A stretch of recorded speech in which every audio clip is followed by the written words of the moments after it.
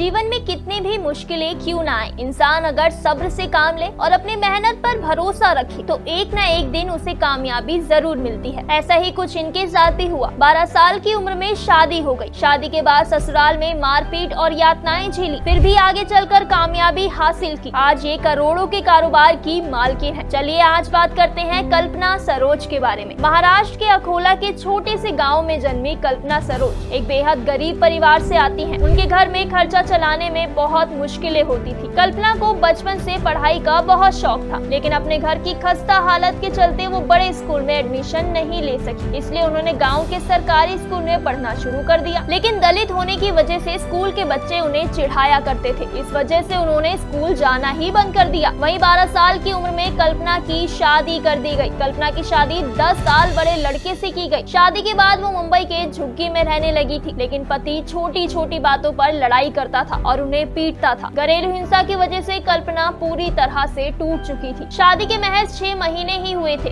एक बार उनके पिता बेटी के घर आए। पिता को देख कल्पना गले लगाकर बहुत रोई और सारी बातें उन्हें बता दी। इसके बाद कल्पना के पिता उन्हें घर वापस ले आए, लेकिन समाज के लोग लगातार ताने देते रहे, क्योंकि सोसाइटी में शादीशुदा औरत का मायके में रहना किसी जुर्म की तरह है। कल्पना इतना हार चुकी थी कि उन्होंने आत्महत्या करने की कोशिश की, लेकिन समय से उन्हें हॉस्पिटल पहुंचाया गया और उनकी जान बच गई। कल्पना अपने पास्ट को पीछे छोड़ना चाहती थी और लाइफ में कुछ करना चाहती थी। उनके फादर कांस्टेबल थे, तो उन्होंने पुलिस फोर्स ज्वाइन करने का सोचा, लेकिन कम पढ़े लिखे होने की वजह से वो ये नहीं कर पाई। इसके बाद उन्होंने होजरी बनाने वाली एक कंपनी में सिर्फ 2 रुपए दिहाड़ी पर काम करना शुरू किया। लेकिन कल्पना के जीवन में गरीबी उनका एक बार फिर इम्तिहान लेने वाली थी। पैसों की तंगी की वजह से कल्पना ने अपनी बहन को दम तोड़ते देखा, लेकिन कल्पना टूटी नहीं। उन्होंने अपने हौसलों को और बुलंद किया और कुछ बड़ा करने का सोचा। उन्होंने 50,000 कर्ज पर लिए और सिलाई मशीन खरीद ली। काम अच्छा चला तो उन्होंने एक बुटीक खोल लिया।